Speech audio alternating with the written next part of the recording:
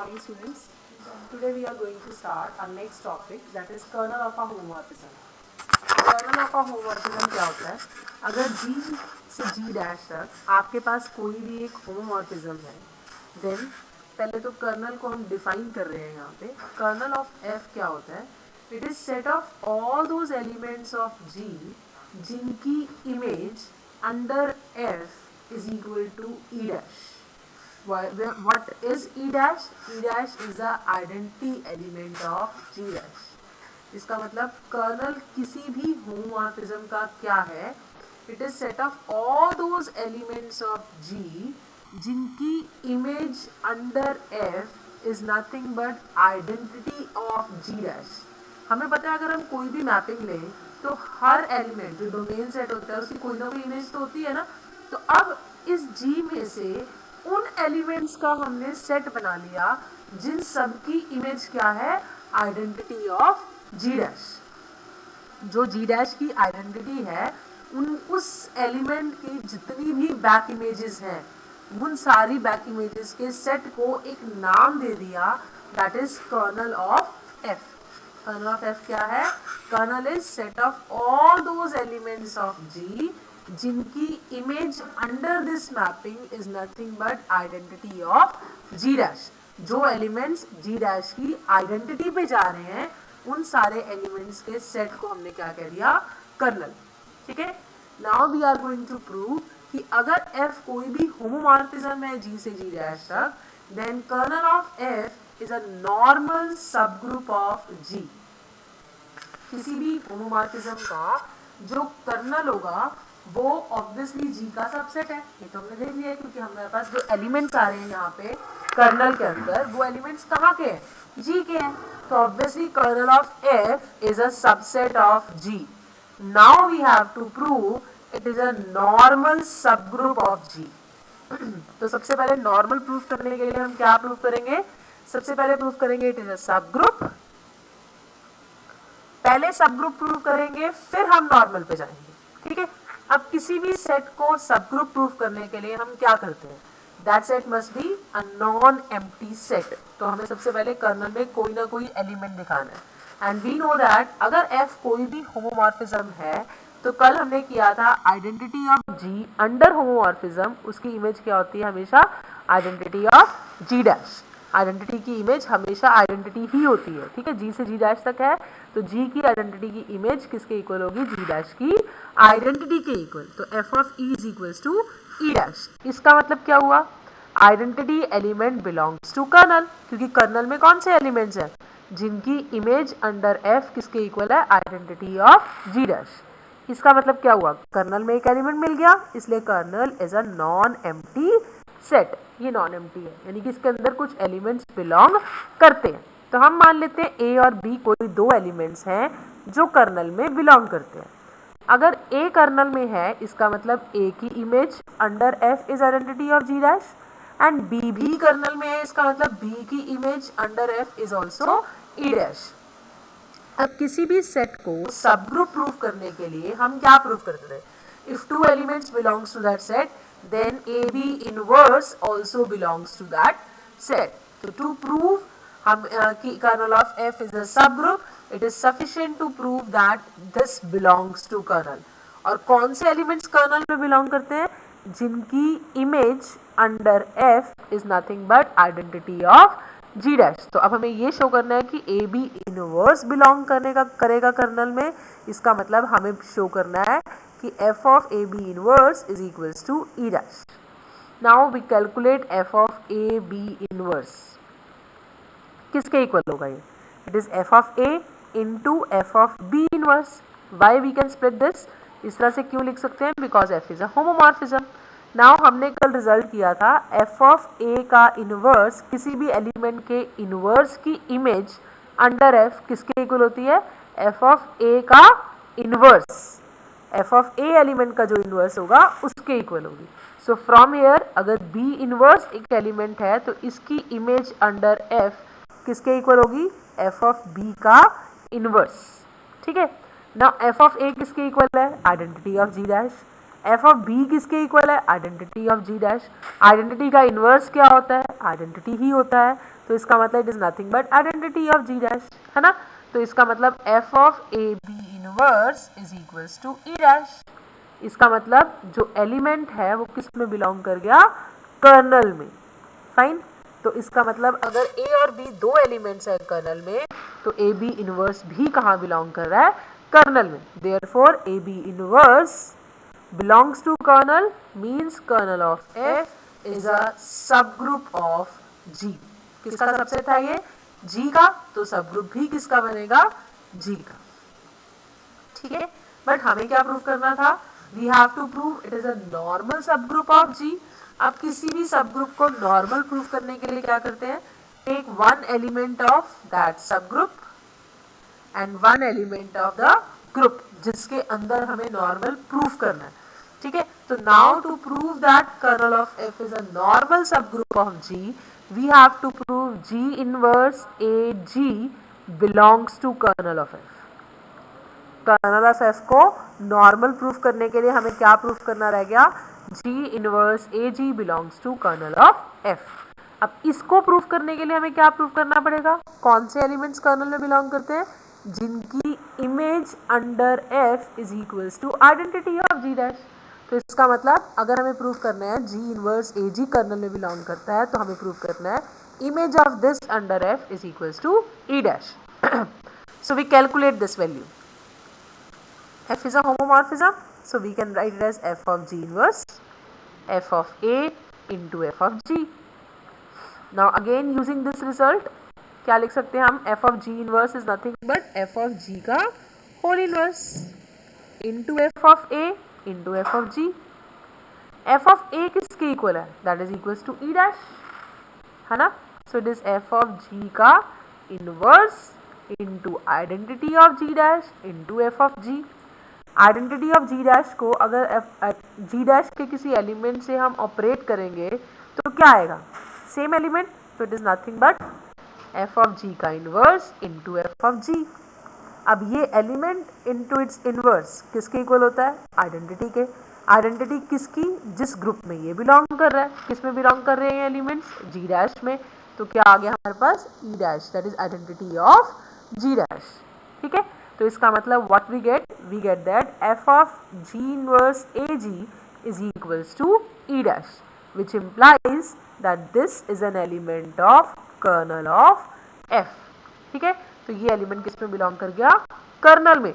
और अगर ये एलिमेंट कर्नल में बिलोंग कर गया, it means kernel of f is a normal subgroup of g। ठीक है, now let's take one more result। You have to prove now that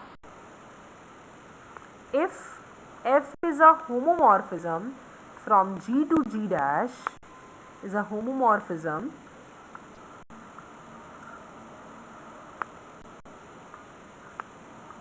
then prove that kernel of f is equals to identity if and only if f is 1 1। मतलब f is monomorphism, then kernel of f में एक ही element होगा, कौन सा, identity element. और अगर colonel of f में सिर्फ एक एलिमेंट है आइडेंटिटी, तो ये मैपिंग क्या होएगी, 1 1। हमें होमोमॉर्फिज्म तो दिया हुआ है। ठीक है, so now prove it. First we suppose that kernel of f is equals to identity, means kernel में सिर्फ एक ही एलिमेंट है, that is identity. Then we have to prove that f is 1 1। किसी भी मैपिंग को हम 1 1 कैसे शो करते हैं, हम मानते हैं कि सपोज दो एलिमेंट्स हैं जिनकी image under that mapping is same, then we have to prove both the elements are same. अब अगर ये सेम है, so we can write it as f of x1 into F of x2 के inverse से multiply कर दो right hand side पे। So what we can write, this is f of x2 into F of x2 का inverse. अब element into its inverse is nothing but identity of this. ठीक है, किस ग्रुप में है ये एलिमेंट्स, जी डैश में, तो ये किसके इक्वल होगा, identity of ji dash. Now what is this, it is f of x1 into F of x2 inverse. ये एलिमेंट किसके इक्वल होता है, इस चीज के। Now f is a homomorphism, so we can write it as f of x1 into x2 inverse. ठीक है. Now जिस एलिमेंट की image under f identity of g dash के इक्वल हो, वो एलिमेंट कहाँ बिलोंग करता है? That belongs to kernel. और कर्नल हमें दिया हुआ है, उसमें एक ही एलिमेंट है, कौन सा? आइडेंटिटी. तो इसका मतलब x1 x2 इनवर्स भी किसके इक्वल होगा? आइडेंटिटी के. And now multiply both sides by x2, right hand side by x2.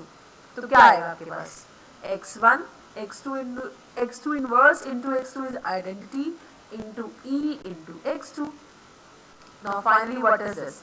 x1 into e is x1, e into x2 is x2, क्योंकि e is the identity element of g. So what we have found from here? अगर दो elements की image same थी तो वो elements भी क्या आए? Same. This implies that the mapping is 1-1. Fine. Now the converse क्या प्रूव करना था हमें? कि अगर f 1-1 है, then we have to prove that kernel of f contains exactly one element, that is identity. हम मान लेते हैं let x be any element of kernel of f. This implies that f of x किसके equal होगा? Identity of g dash. क्योंकि जो elements kernel में belong करते हैं उनकी image under this mapping is equals to e dash. f of x is equals to e dash and we know that identity की image under f हमेशा किसके equal होती है? Identity of g dash. इसका मतलब f of e is also equal to e dash. So from these two what we get? We get that f of x is equals to f of e. Now mapping हमें क्या दी हुई है? 1-1. 1-1 का मतलब अगर दो एलिमेंट्स की image same है तो वो एलिमेंट्स भी क्या होंगे? Same. So from here what we get? x is equals to e. इसका मतलब जो एलिमेंट कर्नल में बिलोंग कर रहा था वो एलिमेंट कौन सा है? सिर्फ आइडेंटिटी. इसका मतलब कर्नल में सिर्फ एक ही एलिमेंट हुआ, that is identity. Therefore we have proved. क्या चीज प्रूव की हमने इस केस में? Kernel of f is equals to identity if and only if f is 1-1. ठीक है. 1-1 होना ही सफिशिएंट है. अगर मैपिंग 1-1 है तो कर्नल में उस मैपिंग के सिर्फ एक ही एलिमेंट होगा, आइडेंटिटी. और अगर किसी की मैपिंग के कर्नल में सिर्फ एक एलिमेंट आइडेंटिटी एलिमेंट है तो वो मैपिंग हमेशा क्या होगी? 1-1. ठीक है. So now there is one more result, that is prove that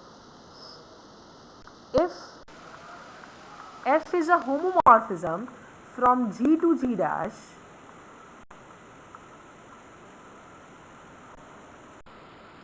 f is a homomorphism from g to g dash and h is a subgroup of g, and h is a subgroup of g, then f of h is a subgroup of g dash. This you have to prove. f of h is a subgroup of g dash. पहले अगर h subgroup है g का तो f of h होगा क्या? It is set of f of h where h is an element of g. Sorry, h. क्या elements होंगे f of h में? It is all those elements of the type f of h where ये h element कहाँ का होगा? h का.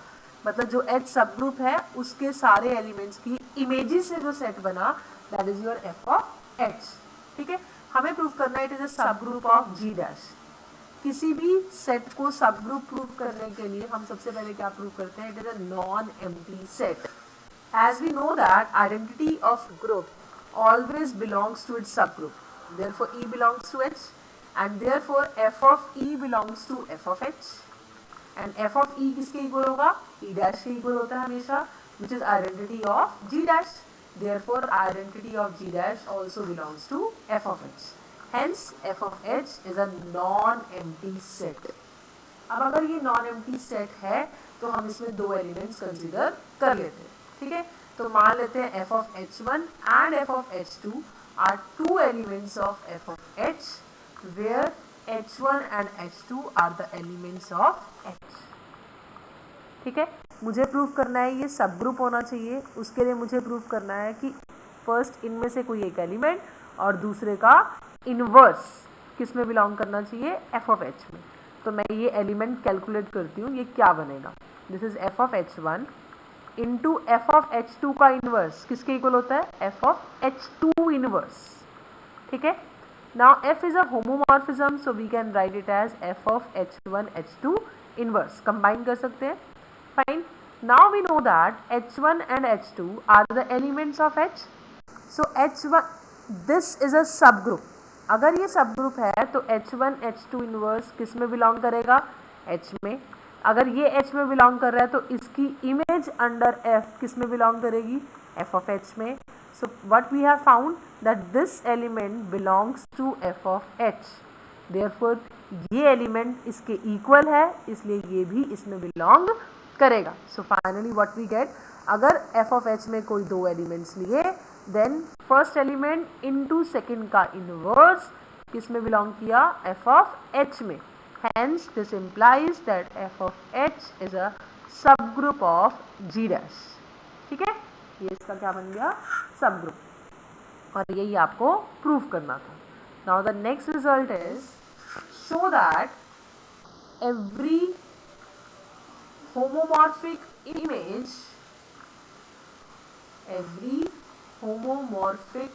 Image of an abelian group, अगर कोई ग्रुप एबिलियन है तो उसकी होमोमॉर्फिक इमेज जो होगी that is also abelian, but converse need not be true।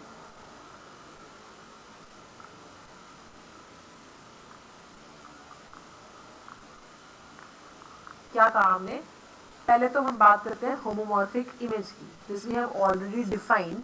अगर H या G कोई भी ग्रुप है और F एक होमोमॉर्फिज्म है G से G डैश तक, देन G के सारे एलिमेंट्स की जो इमेज का सेट बनेगा, है ना, जो इमेजेस का सेट बनता है that is set to be homomorphic image. Homomorphism के अंडर जो इमेजेस का सेट बनता है that is set to be homomorphic image. This is not homomorphism, it is homomorphic image, fine, it is set to be homomorphic image. ठीक है, अब मुझे proof क्या करना है कि अगर ग्रुप एबिलियन है तो उसकी होमोमॉर्फिक इमेज भी क्या होगी, एबिलियन। मतलब if G is abelian then f of G is also abelian. तो हम मान लेते हैं let G be an abelian group, then we have to prove that f of G is also abelian. ठीक है, f of G को एबिलियन proof करने के लिए हम इसके दो एलिमेंट्स कंसिडर कर लेते हैं। Let f of G1 and f of G2 be two elements of f of G। अगर ये इसके एलिमेंट्स हैं this implies that G1 and G2 are the elements of G। ठीक है, जिन पे f अप्लाई करके वैल्यू f of G में आई है वो एलिमेंट्स कहाँ पे होते हैं, G में। ठीक है, now G1 and G2 belongs to G, therefore they commute with each other। क्यों, क्योंकि हमें ग्रुप क्या दिया हुआ है, एबिलियन, तो ये एलिमेंट्स आपस में कम्यूट करते हैं। Now what is your f of G1 into f of G2, f homomorphism है so we can write it as f of G1 G2, G1 G2 G2 G1 के इक्वल है। क्यों, क्योंकि G इज एबिलियन। अब again we substitute G1 G2 is equals to G2 G1, फिर से ये homomorphism है so we can write f of G2 into f of G1। इसका मतलब अगर ये एलिमेंट्स आपस में कम्यूट करते हैं तो ये दोनों एलिमेंट्स भी आपस में क्या करेंगे, commute. Hence this implies that f of G is N abelian group.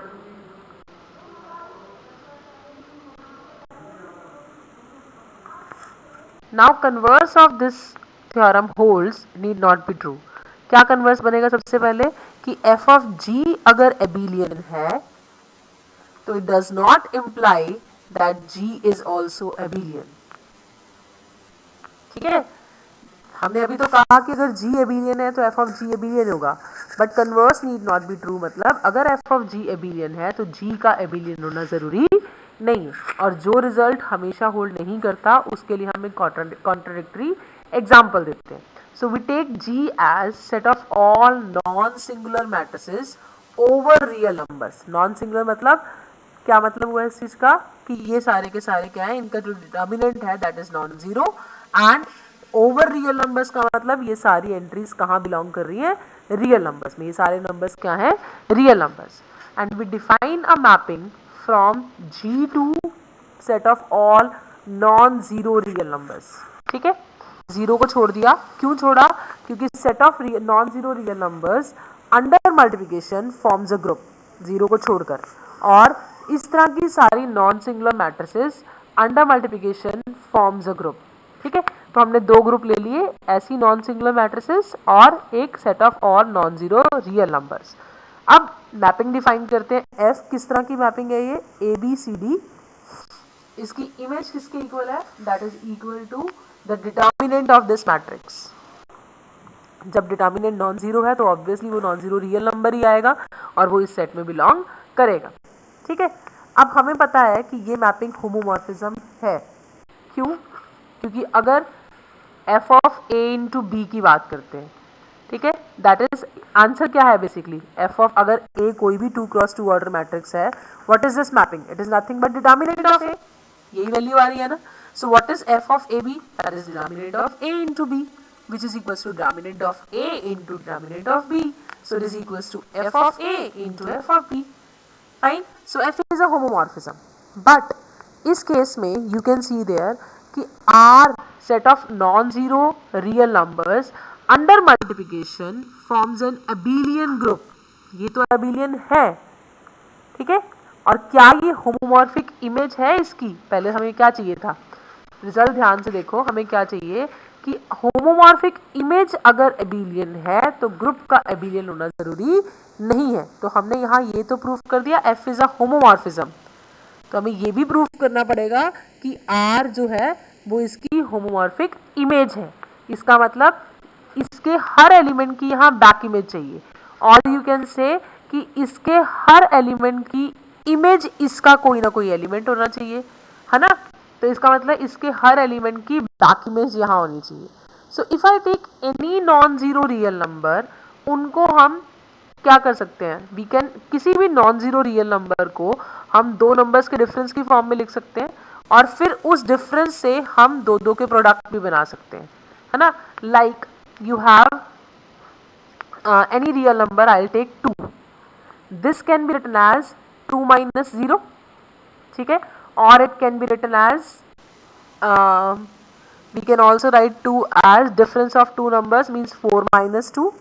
ठीक है, किसी भी तरह से दो नंबर्स के डिफरेंस के फॉर्म में लिख सकते हैं. नाउ अगर मैं ये वाली फॉर्मेशन लूँ या हम ये वाली ले लेते हैं पहले, we can write this 2 as 2 into 1 and 0 as 0 into 1. ठीक है, तो मुझे a b c d इन्हीं की वैल्यू चाहिए ना, तो I can write this as 2 into 1 minus 0 into 1. So this is your A, this is your D, this is your B, and this will be your C. तो matrix क्या बनेगी इसके corresponding, 2 1 0 1. सो मिल गई आपको बैक इमेज. इसका मतलब हर non zero real number के corresponding we can find out a matrix जो रियल नंबर्स पे बेस्ड हो और जिनका डिटर्मिनेंट क्या होगा, नॉन जीरो. फाइन. तो इसका मतलब हर एलिमेंट की बैक इमेज एग्जिस्ट कर रही है. तो ये क्या है, homomorphic image of this group. ठीक है, अगर हम इस तरह से होमोमॉर्फिज्म को डिफाइन करते हैं, and we know that it is an abelian group, but this group G set of all non singular matrix is not an abelian group.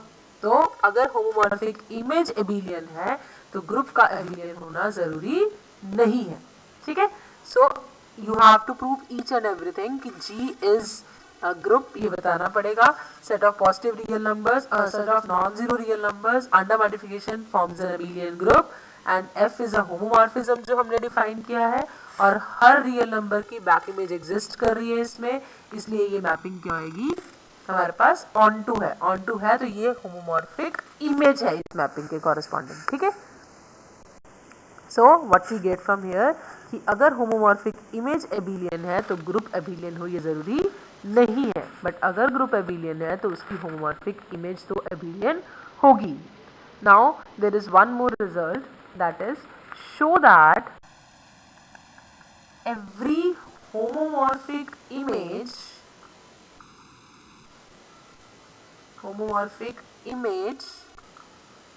of a cyclic group. पहले हमने abelian ग्रुप की बात की थी, अब क्या है साइक्लिक ग्रुप इज साइक्लिक. अगर ग्रुप साइक्लिक है तो उसकी होमोमॉर्फिक इमेज भी क्या होगी cyclic, but converse need not be true. Converse true ये जरूरी नहीं है.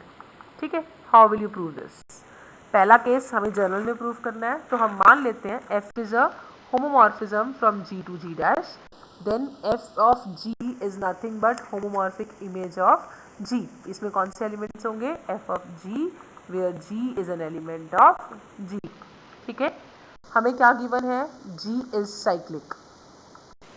साइक्लिक का मतलब it is generated by one element of the group. मान लेते हैं ये a से जनरेट हो रहा है.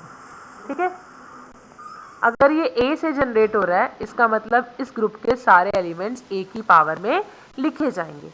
मुझे शो करना है f of g is cyclic where f is a homomorphism. ठीक है, तो मुझे शो करना है कि f of g का हर एलिमेंट किस तरह लिखा जाएगा? किसी एक एलिमेंट की पावर में. पहले तो इसके एलिमेंट्स हैं किस टाइप के? इसके एलिमेंट्स किस टाइप के? f of g where g is an element of this group. अब इस ग्रुप के एलिमेंट किस टाइप के हैं? a की पावर में. इसका मतलब ये g भी कैसे लिखा जाएगा? a raise to power some number, a की पावर की फॉर्म में. So what will be your f of g? That is f of a raise to power m, which can be written as f of a into a into a. How many times? m times. Now f is a homomorphism, तो हम इसको क्या लिख सकते हैं? This is f of a into f of a into f of a. कितनी बार? m times. तो इसका मतलब ये क्या बना? f of a की पावर m, है ना? इसका मतलब f of g कैसे लिखा गया? हमें भी एक एलिमेंट मिल गया f of a जिसकी पावर में f of g लिखा गया, where this is any element of this set. ठीक है, इसका मतलब हमने क्या फाइंड आउट कर लिया? इसका हर एक एलिमेंट किस तरह लिखा गया? f of a की पावर में. Therefore this set, this group, जो ये होमोमॉर्फिक इमेज बनी है हमारे पास f of g, this is also cyclic. ठीक है, यही प्रूव करना था हमें कि अगर g साइक्लिक है तो f of g भी क्या हो गया? Cyclic. But now we have to prove कि converse need not be true. जो चीज़ ट्रू ना हो उसका हमें कॉन्ट्रडिक्टरी एग्जाम्पल देना होता है. तो इसका मतलब पहले हमें प्रूव क्या करना है कि अगर f of g साइक्लिक है then it does not imply that g is cyclic. ठीक है, तो अब एक ग्रुप डिफाइन करते हैं again g, which is nothing but set of all 2 cross 2 order matrices such that a b c d are integers. instead of real numbers इस बार हमने क्या लिया? integers. अब नॉन सिंगुलर भी नहीं लिया, सिर्फ integers के ऊपर हमने सारे 2 cross 2 order matrices ले लिए. जी हमने क्या लिया? set of all 2 cross 2 order matrices where a b c d are integers. ये सेट अगर नॉन सिंगुलर मैट्रिसेस का हो तो अंडर मल्टीप्लिकेशन ग्रुप फॉर्म करता है, बट अगर हम इसमें नॉन सिंगुलर वर्ड यूज़ नहीं कर रहे तो यानी कि ये अंडर एडिशन क्या फॉर्म करेगा? Group. Now second group we have taken, that is integers under addition. We all know that this is a cyclic group and this group is generated by 1. ठीक है, now we define a mapping from g to z. किस तरह से define करते हैं? That is f of a b c d is nothing but इस matrix की कोई भी एक एंट्री ले लो. मैं यहाँ पे डिफाइन कर रही हूँ first entry is the image of this. ये सारी इंटीजर्स ली थी तो ये a भी क्या होगी? इंटीजर. तो ये इमेज ऑब्वियसली कहाँ बिलोंग कर रही है? सेट ऑफ इंटीजर्स में. Now we check whether this mapping is a homomorphism और नॉट. होमोमॉर्फिज्म के लिए क्या करते हैं? g के 2 एलिमेंट्स लो, उनको पहले ऐड करो, फिर उस पर f अप्लाई करो. ठीक है, that is equals to f of a plus e, b plus f, c plus g and d plus h. किसके इक्वल आएगा ये? इमेज क्या है, फर्स्ट एलिमेंट तो यहाँ पे 1 1 पोजीशन पे है, that is a plus e, and what is the image of f of e f g h, इस एलिमेंट की इमेज किसके इक्वल है, that is equal to e. So from here what we get, this a is nothing but image of abcd, इस matrix की image under है, and this e is nothing but image of this matrix under है.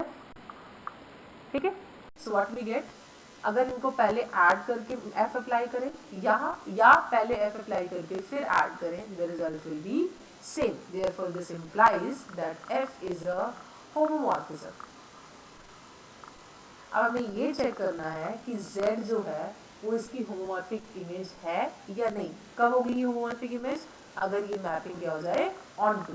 ठीक है, on to है या नहीं इसको फिर चेक करेंगे, क्या हर इंटीजर के कॉरेस्पॉन्डिंग यहाँ एक एलिमेंट है या नहीं. If I take any integer x, then इसके corresponding I can create a matrix. ठीक है, जिसके ऊपर मैं अगर f मैपिंग अप्लाई करती हूँ तो मेरी इमेज क्या आएगी, x आएगी. इसका मतलब हर एलिमेंट की बैक इमेज है, इवन एक से ज़्यादा है, क्योंकि यहाँ पे 0 0 की जगह मैं कुछ भी ले सकती हूँ. उन सारे एलिमेंट्स की इमेज क्या आएगी, x.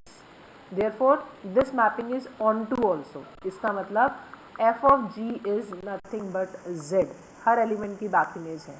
Therefore homomorphic image of g under this mapping is z, which is cyclic, but g is not cyclic. क्यों, ये ग्रुप साइक्लिक नहीं है. कौन सा ग्रुप लिया था g हमने, it is set of all 2 cross 2 order matrices where all the elements a b c d belongs to integers. हमें पता है कि ये साइक्लिक नहीं. ठीक है, सो हमने क्या फाइंड आउट कर लिया कि अगर होमोमॉर्फिक इमेज साइक्लिक है तो ये जरूरी नहीं है कि ग्रुप भी क्या हो, cyclic. Fine. So this is all about today's lecture. Thank you very much.